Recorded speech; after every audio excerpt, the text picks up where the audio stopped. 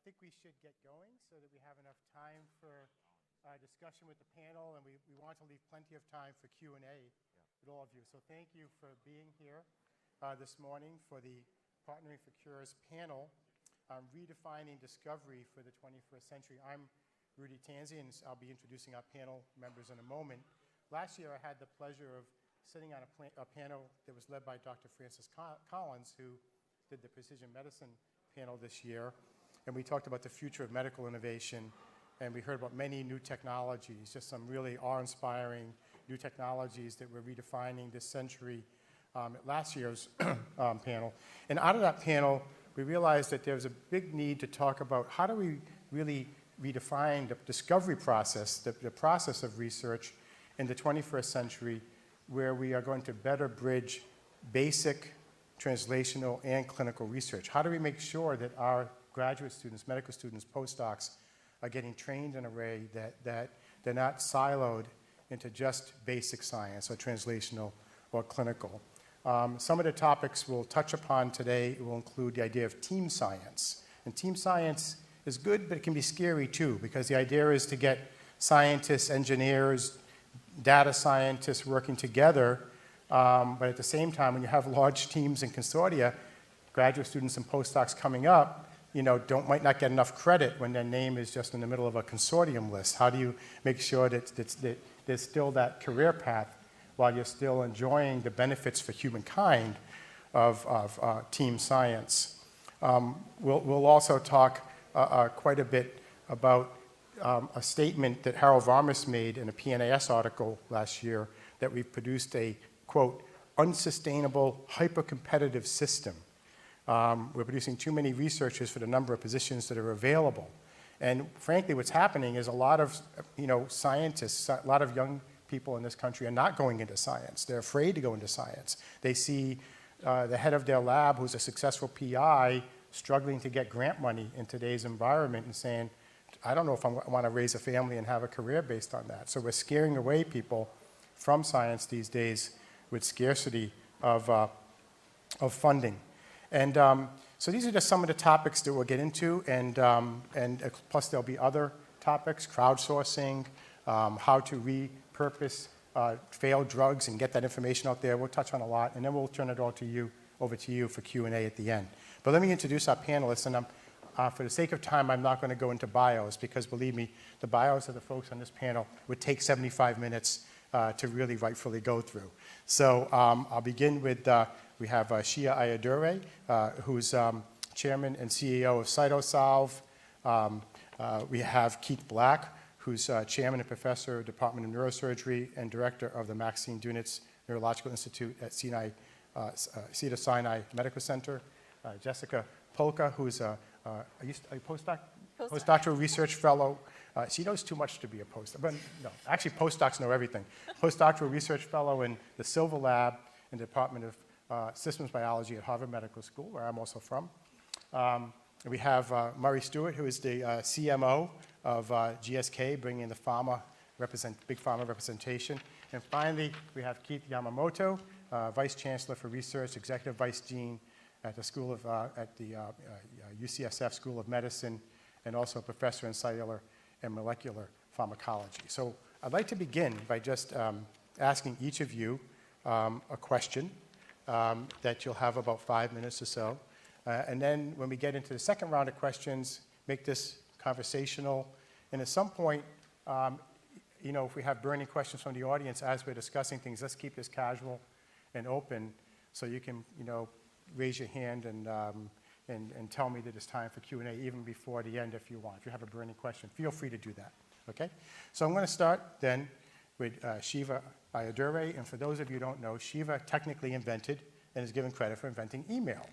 And he has written about himself in the past as a quote-unquote dark-skinned 14-year-old boy who discovered email, but many, many were not willing to give him the credit for many different reasons, from corporate greed and so on.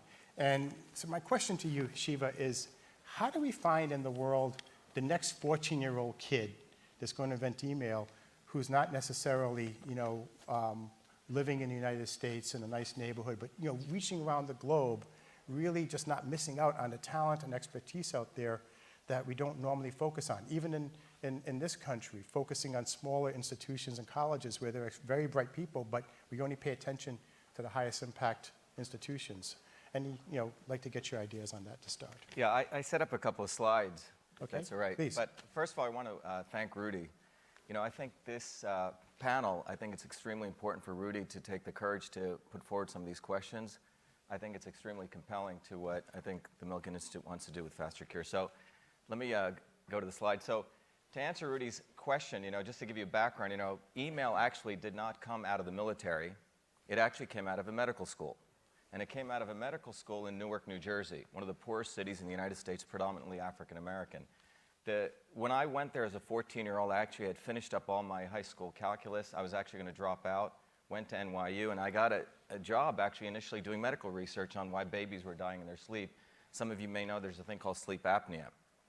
But while I was working there, this 14-year-old, dark-skinned, low caste, by the way, you won't find a lot of Indians like me here, Indians, was given this opportunity. It's important these adjectives are important. It's time that I come out of the closet and share this with you. But while I was working here, the mentor I had, who was a high-energy physicist, so I had very good parents who were supportive, a public school system which changed the rules so this kid could go from Livingston, New Jersey to Newark. A woman fought for those rights with the public educators. And so Dr. Les Michelson said, Shiva, I'm going to give you a bigger challenge. Now, most people know, anyone over the age of 40 knows, in this medical college there were essentially 3 campuses, Rutgers, New Brunswick, and Piscataway. Now, you have to remember, 1970s, who used a computer? It was typically old white men with their typical lab coats on huge mainframes, and they did data processing. A woman was typically relegated to either be a secretary, teacher, housewife, or what else, nurse. And what you see here's a picture of a woman who was working in the typical office environment. Folders in the background, an inbox, outbox, the address book, right? And she would create this thing called the memo, if everyone remembers. To, from, subject, CC. Get the idea? This was a desktop, and she would put it into this thing called the interoffice mail envelope. And if some of you remember, this would also go into this thing called the pneumatic tube. They had it. And this was the interoffice mail system of the 1970s. And I was asked to convert this to the electronic form. And there's a picture of me, and there's my teacher and the mentor. And this came out in 1980. But I called this system email. That's the official code that's in the Smithsonian now. And the reason it was called email was not an obvious term, because in those days, the Fortran language allowed 6 characters, the operating system 5 characters. And when I went off to MIT, I met with the president of MIT, said, it's unfortunate the Supreme Court does not allow you to patent software, but the Copyright Act of 1976 was changed in 1980, you could copyright it. So that's the official copyright for email, recognizing me as the inventor of email. Now, as a humble Indian kid, I never promoted this, went off to MIT, did 4 degrees. And then many years later, my mom had saved all this in a suitcase. Doug Ammett, this was actually in February 2012, this article comes out, The Man Who Invented Email. Material goes in the Smithsonian. February 16, 2012, my mom had passed away.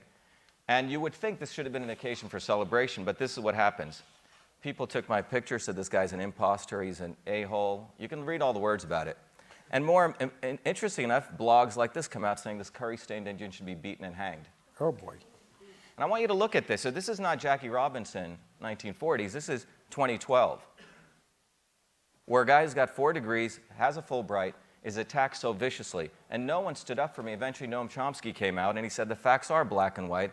A 14-year-old boy invented email. But I want you to look at this, because this is what we're talking about, supporting innovation. And if anything, this kid was the ultimate example of the American dream. Now, who was behind this? By the way, here's an interesting Wikipedia editor writing to me saying, when I attempted to change the facts, I was called reckless and idiot. And he goes, your article trying to correct it on Wikipedia is as volatile as the Second Amendment and the abortion issue. And you should read this. So the interesting thing is, why is this so volatile?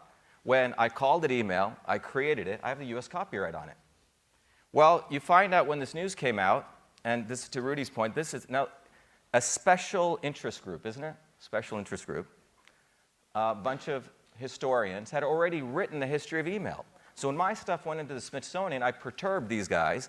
And in fact, these are academics, university, very esteemed academics attacking because I had perturbed their history because they had said a $50 billion defense company, beautiful branding, at logo like the Nike logo.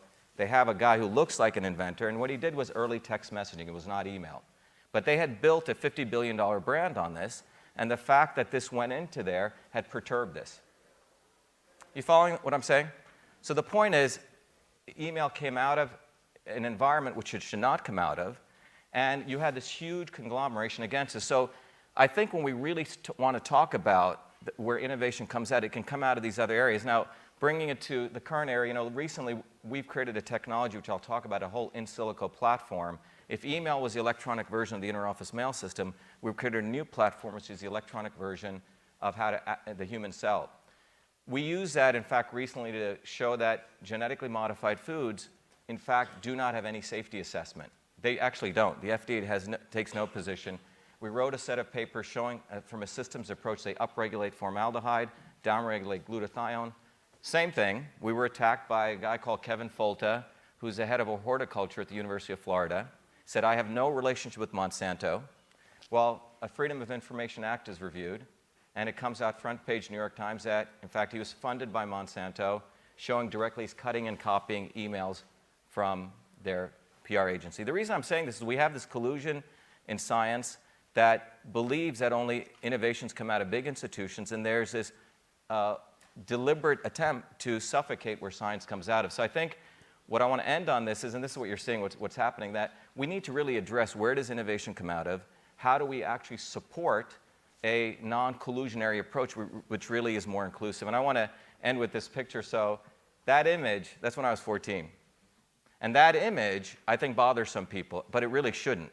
It's a 14-year-old boy who did invent email, and I'm not speaking on my behalf. I'm speaking for all those other many, many kids who are outside of MIT, outside of Harvard, in small institutions who can also contribute to the advancement of health and innovation. And we need to be accepting of them, not destroying them. Thanks, so I hope that answers your question. Yeah. So Shiva, we'll get back to this, but Yeah. you bring up so many amazing themes here, from discrimination to corporate suppression to people having a voice, budding young scientists around the world who are not getting a voice. Just 2 more minutes on how do we find them? Is there a way we can go out and find the youngest and brightest who aren't necessarily applying tomorrow to Harvard? Well, you know what's fascinating? There's a thing called the Intel Awards. It used to be called the Westinghouse Science Award. I actually won one of those. But believe it or not, I think the Intel guys are pulling out. I don't know if you've heard this. So one of the main things we can recognize is we need to change the narrative on where great innovation comes from. That's the first thing. Yeah. And that new narrative needs to be actively promoted. And the way I think we find them is, the amount. Yeah, maybe a global equivalent of the Westinghouse. Exactly. Exactly. I actually went and started my own foundation with my own money called Innovation Corps. And we funded 8 students this year because my theory is between 14 through 18 is that's when you don't think anything's impossible. And there's a lot of kids out there, and we need to bring them into the fold instead of large institutions. But I think to answer your question, Rudy, I think it needs to be an active, deliberate promotional effort that recognizes that intelligence, that we got to get away from this caste system. Yeah. That you got to go to MIT and Harvard, and then you're anointed as intelligent. There's a lot of freaking smart people out there, and we need to actively go engage them. That's a great theme to bring up. So we'll get back to this. Thank you, Shiva. Let's move on to Keith Black. And the question I wanted to pose to you is very general. How do we bridge this gap in terms of training students, graduate students, postdocs today, to bring the bench to the clinic? How do we make sure that we're raising the next generation of scientists, keeping them in science, number one, but also teaching them how to think about bringing basic sciences and translational sciences to the clinic, a more rounded education? Because when I was a student at Harvard back in the 80s at the medical school, at that time, if you were working in the neuroscience program on molecular biology and not, stabbing a squid axon, you were doing what they call cookbook science. And Tony Monaco, who discovered the muscular dystrophy gene, and when I was discovering the first Alzheimer's gene, APP, we were just the two Italian guys trying to find disease genes. We weren't doing real science. And so these changes take place over time, and I think there's still some discrimination when I meet some of the best students who rotate through my lab. Oh, we don't want to do translation work because, that's not really considered real science. So how do we fix this? Because we need it for the world. Well, first of all, I really enjoyed meeting Shiva. I've been texting all my friends. Here's my selfie with the guy that invented email. So that's really cool. This is a really complicated problem because just to frame it, as a basic scientist, you're focused on your academic research discovery, you're a PhD, you're siloed because you're not necessarily, you're competing with a lot of colleagues, and you're not sharing your information. You're not aware of the nuances of the clinical issues that surround a disease process, which is a whole nother complicated organism that is also very difficult to understand. And there's a lack of communication between scientists and clinicians. There's a few translational scientists. And then the ability to actually take a discovery and commercialize it is a whole nother organism with a whole nother complexity to it that becomes really complicated. And so, currently, what we tell our PhD investigators, make sure you patent your inventions, your IP, so that it has value. If they are very active, maybe they will say, I have a discovery that has commercial value, so they'll try to put together a new startup and get friends and family to invest some money and try to commercialize it, and then they're no longer doing science, they're out raising funds and trying to figure out how to run a company, or maybe they're running into some VCs that is really a whole nother sort of issue. So we don't have a good system for this bursting body of information and discovery that's taking place in the research labs, trying to figure out how that actually can be applied to all of the clinical issues that we're facing and the complexity of that, and then trying to get that navigated through to a commercialized therapeutic, right? And so if someone happens to sort of get lucky and get some funding and get sort of the right people that have been there and done it and commercialize it, they might have a success. And Big Pharma is not interested until it gets to phase 2A with proof of clinical efficacy, because... Well, Murray is. Yeah, because they can sort of do that, whenever. So, look, I think that we need to really think out of the box and create an entirely new paradigm that makes this more effective, very similar to what we heard, with sort of the Netflix concept with precision medicine, right? So we need a crowdsourcing system so that an investigator who's focused on their molecule, that might have tremendous application to Alzheimer's, can get clinical experts and say, wait a minute, this makes sense, that makes sense, and then also have the people that can commercialize that say, here are the things to think about in terms of commercializing it. Right now, we're so siloed with each sort of discovery, and the investigators all believe that their discovery is going to lead to the Nobel Prize, so they don't want to tell anybody about it, right? So that creates a very sort of scenario where we don't have the current environment to get these discoveries vetted, thought about in a way that we have, I think, the computing power and the brain power to do, and find out what we need to carry through the pipeline. The other thing, and I'll just give you an example. So, in terms of what the research scientist thinks about, for example, even when they begin to talk to the clinicians, so they can say, oh, I have a new iPS cell to treat ALS, and I'm going to inject it into the spinal cord, and have the neurosurgery colleagues do that, right? And it's going to release, a factor that's going to save the motor neurons in the spinal cord. So you get this whole effort and a new startup to develop that, and no one has actually said, wait a minute, ALS goes from the brainstem to the bottom of the spinal cord. That's about 4 feet. So if you have a neurosurgeon inject 6 injections that are going to go about 2 millimeters. Ultimately, that's going to fill, the clinical test of proof of concept. So we need a more efficient system.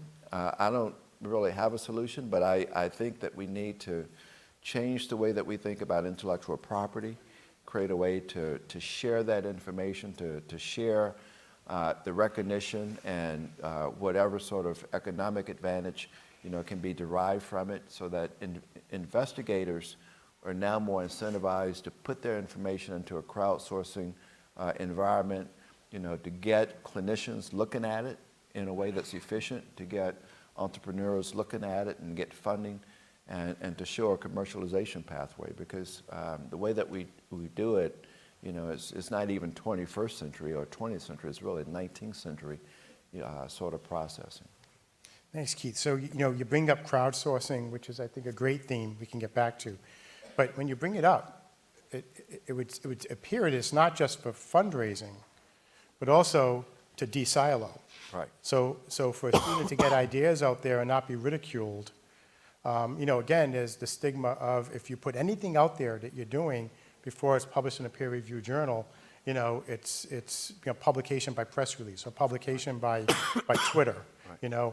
Well, so where do we, how do we find the balance where we can have researchers, students, graduate students, whoever, be able to put out ideas and get feedback without, being stigmatized as, trying to lay claim to a discovery without peer review. Yeah.